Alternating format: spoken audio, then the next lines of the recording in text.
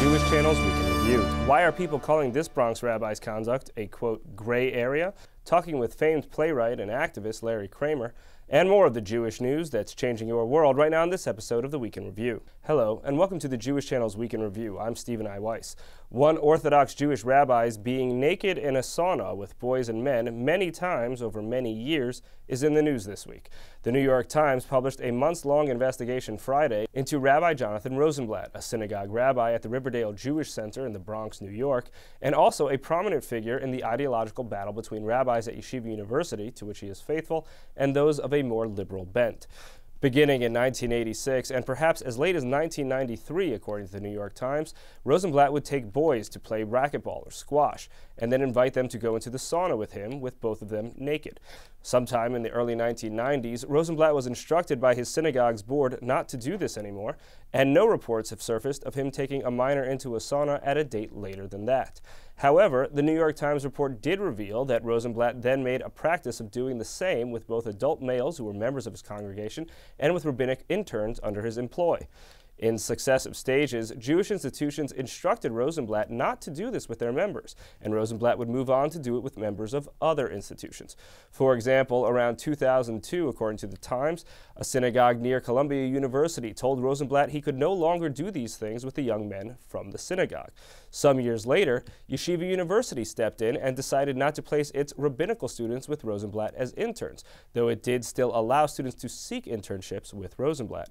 The largest body of Orthodox rabbis in the United States, the Rabbinical Council of America, also looked into the situation by having a psychiatrist evaluate Rosenblatt. The psychiatrist reported that Rosenblatt, quote, did not represent a danger to young men in that no physical boundaries had been crossed, or no inappropriate physical boundaries anyway, according to the RCA's then Executive Vice President, Rabbi Basil Herring, in a statement to the Times. What will come of all of this? It's hard to say. The Bronx District Attorney is investigating the matter to see if any laws have actually been violated, but Rosenblatt's conduct has long been known by many in Jewish leadership, his Riverdale community, and those in Jewish journalism. Indeed, I myself knew that Rosenblatt had done many of these sauna sessions, but among the dozens of people I spoke to who'd gone into the sauna with Rosenblatt, none had a single complaint about it.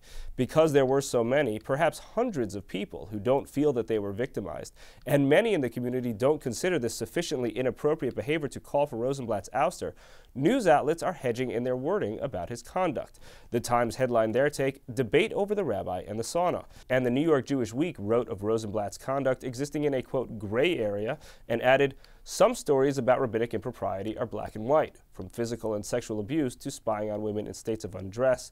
This one is not." Moving on, playwright and activist Larry Kramer is known for so much, but most recently for the semi-fictional portrayal of him by Mark Ruffalo in an HBO movie version of his famous play, The Normal Heart. But now you can get to know him in his own skin and by his real name in a new documentary and in a story by Meredith Gansman.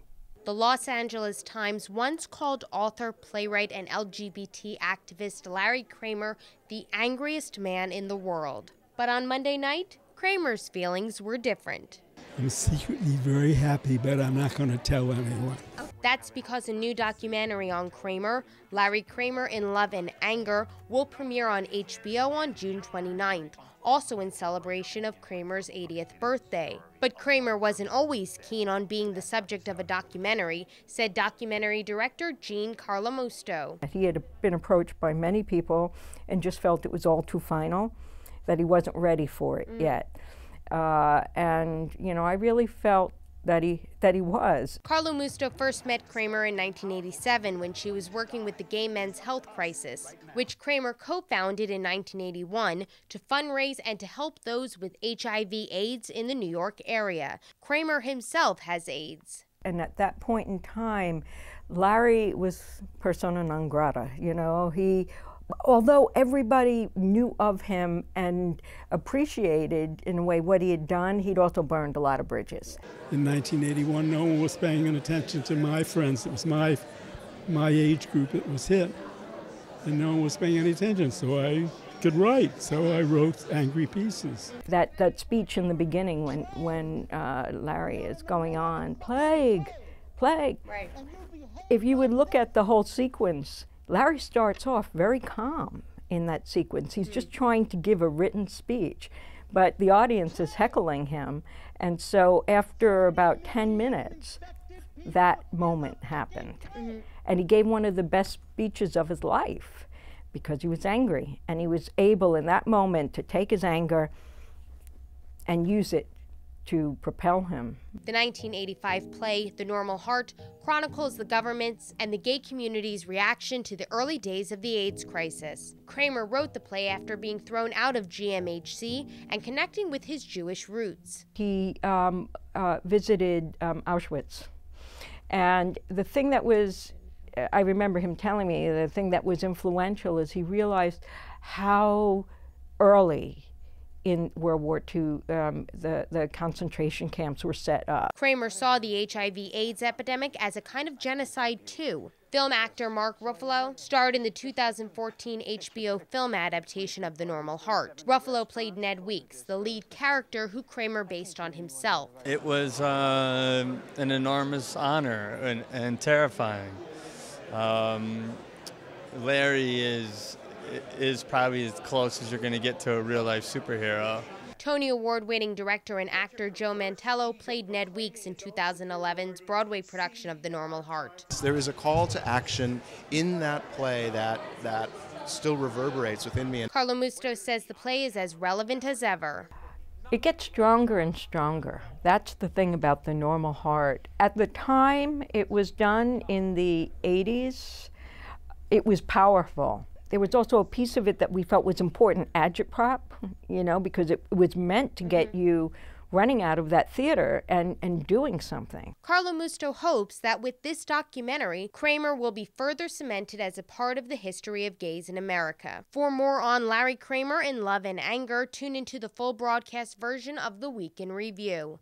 Thank you, Meredith. Finally, this week on Up Close, despite the freedom to do almost anything anyone wants with one's life in America today, many of us feel boxed in or shamed for the choices we make. This is especially so for women. In this week's episode, we share two narratives of unconventional choices, what drives them, and the fallout from them. So many of us think of having children as simply the normal course of life, but some, of course, choose not to do so. Megan Daum and Jeannie Safer are the editor of and a contributor to an anthology about that choice, Selfish, Shallow, and Self-Absorbed, 16 Writers on the Decision Not to Have Kids. And then, when her husband told her he wouldn't have a child with her, Robin Rinaldi chose to have a series of lovers instead. It's a decision that has had lifelong consequences for her and also led to some surprising revelations. She shares her story in The Wild Oats Project. Here are some of the highlights from my interview with Robin Rinaldi. What you've done here towards this book is you, for a year, had an open marriage where your husband said he didn't want to have kids and got a vasectomy, and you said, well, if I can't have kids, I'm going to have an open marriage. And I think the most obvious question that comes up from that, and that I've been wondering about, and everyone I talk about this book with has been wondering about, is why is that the dichotomy? Really because of my own personal history, because I hadn't ever sown my wild oats in my younger days like a lot of people do, and if you're going to do it, that is really the best time to do it.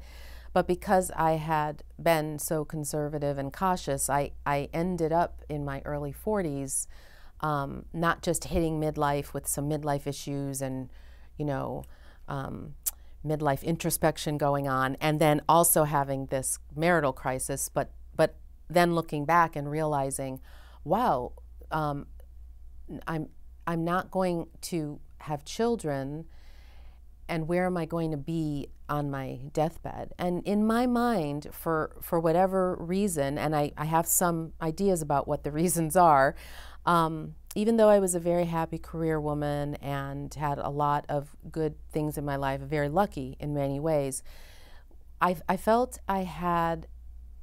there were two roads to really deep experience of womanhood. One of the things about many people choosing to have children, that's something they often say is, on my deathbed, I want to be surrounded by a great many children. It would seem to be that you're not choosing, that in one sense, you're not choosing to then surround yourself with the dozen lovers you had this year. Absolutely not, right. But in another sense, you're making a very active choice about about whether really your husband is who you want to have on your deathbed. Yes, that's true. I mean, I'm totally, by choosing this open marriage, I'm risking that that will not happen, that he will not be there, because we know open marriage can be very risky to a relationship that's been monogamous a long time. But you're very right. I mean, I looked forward to my deathbed, and since I didn't see the children and grandchildren around it, I then kind of zoomed way in on, because really, if I zoomed in on my memories, actually, on my lived experience in my body. And you know, you can have children and they may not be at your deathbed. So you're really not guaranteed to have your loved ones around you when you die. And it's nice if they are, but you know there's going to be one person on your deathbed, and it's going to be you.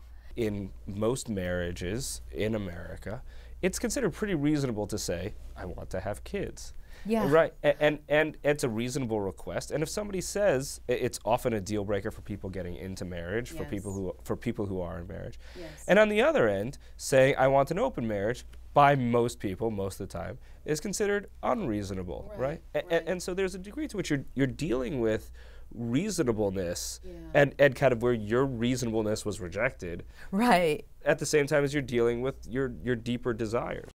You're right. There was a part of me that was saying, okay, you know, if I'm not going to get this very basic, reasonable part of life and part of marriage, why stay in the box? If we're not going to have the, I mean, most monogamy and conventional marriage is built around raising and growing children and providing stability for them. Certainly not all of it, but that's the structure in which we raise children. If there are no children and you're two consenting adults and one of you's having a midlife crisis and looking forward to your deathbed, why not take 6 months or a year off and fulfill some of your individual goals? No kids in the house to stop you. You can see the full episode of Up Close on the Jewish Channel on cable. You can also listen to the full audio of Up Close as a podcast available on iTunes or in your favorite podcast player. That's all for this week. From all of us here at the Jewish Channel, be well. The Jewish Channel is available on cable. Time Warner Cable Channel 1640, IOPLING Channel 505, RCN Channel 268, Cox Cable Channel 1, Bright House Channel 330, Verizon Fios Channel 900, and on Comcast on the on-demand menu on premium channels. For more information, visit tjctv.com.